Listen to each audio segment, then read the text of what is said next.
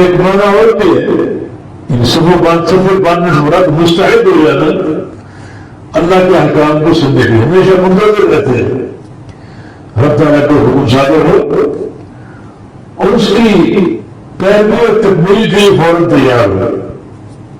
تو یہ ملائکہ کی اطاعت، لا یعصون اللہ ما امرهم یفعلون ما یؤمرون، اللہ کے کسی امر کی وہ نافرمانی نہیں کرتے، مخالفت نہیں کرتے، اور وہ کام بتا لاتے ہیں جو ان کو حکم دیا جاتا ہے.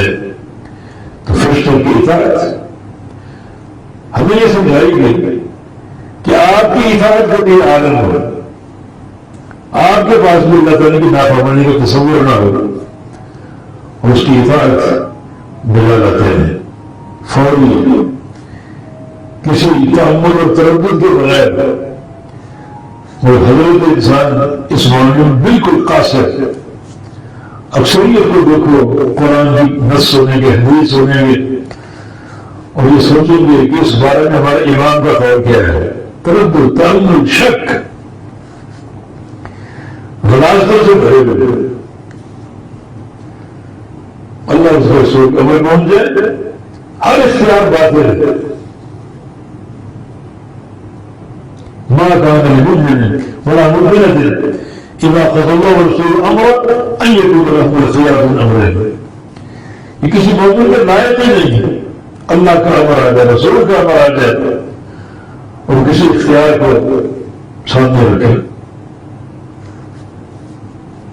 اللہ نے ابن قیم رحمہ اللہ ایک بندے کو سمجھایا یہ حدیث اور اس کی نظر کس طرف ہے، اس بارے میں میرے امام کا قول کیا ہے. اللہ کے بندے یہ حدیث ہے رسول اللہ صلی اللہ علیہ وسلم کی، یہ حدیث کو لینے کے لیے تو امتی کے محتاج نہ، وہ رسول ہے. ہم نے قیم نے سے کہا اچھا اگر اللہ کے نبی کے سامنے تم بیٹھے ہو اور اللہ کے نبی تمہیں یہ بات فرما رہے ہیں تو ان سے بھی کہو گے کہ میں اپنے ایمان سے پوچھ لوں. بندہ لاجواب ہو گیا. حضرت قیم نے فرمایا کہ بتاؤ تو کیا فرق ہے حدیث اور حدیث ہے کہ اللہ کے نبی کے سامنے بیٹھ کر تم سن لو یا اللہ کے نبی کی وفات کے بعد تم سن لو. فرمان تو رسول اللہ کا فرق کیوں دونوں.